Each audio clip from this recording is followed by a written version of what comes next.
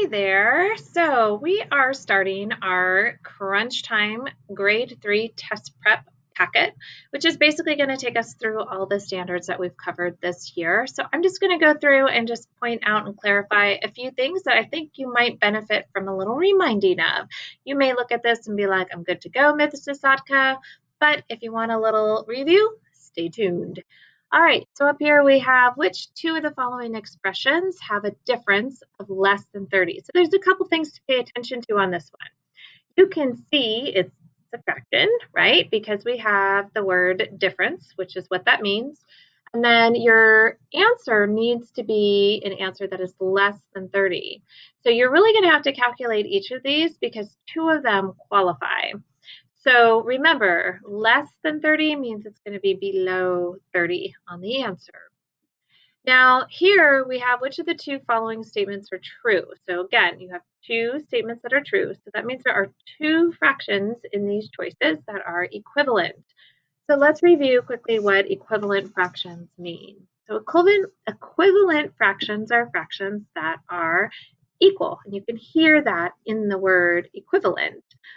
So if we had a fraction like 3/4, let's say, and let's draw it as a model because it's been a little while since we have worked with fractions. We have 3/4 and 3 of those 4 parts are shaded, right? And let's say we were given the fraction 6/8 to see if it is equivalent.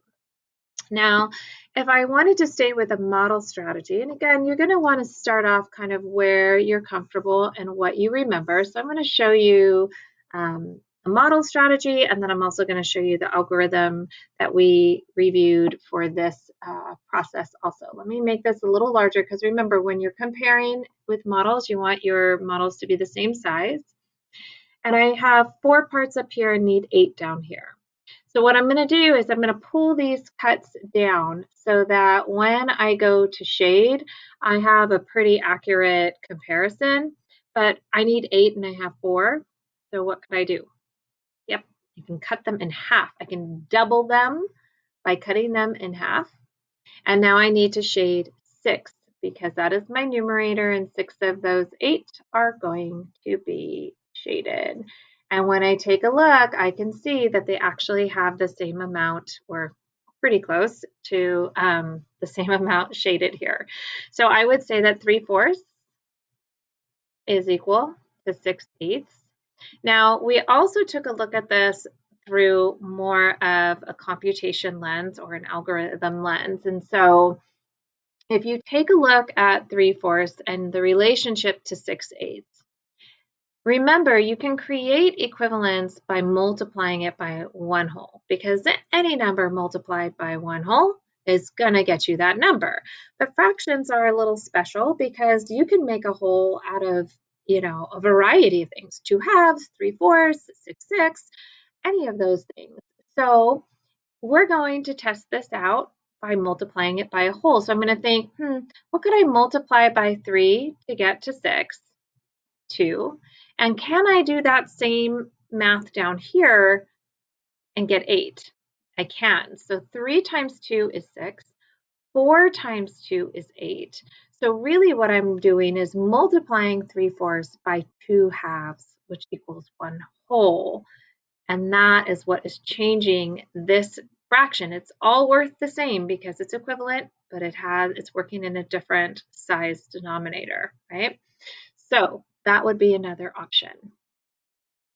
Let's go back to the crunch time. So you can test out your equivalence through the algorithm or draw models. I want you to spend some time and try and be accurate in your choices.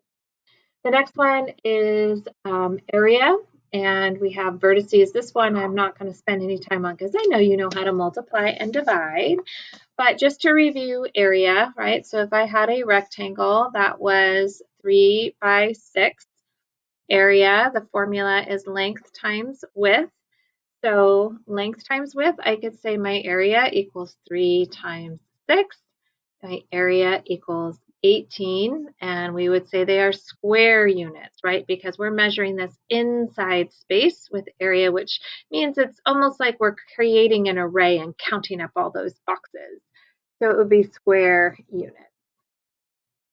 Now, the last section I wanted to quickly review was the term vertices.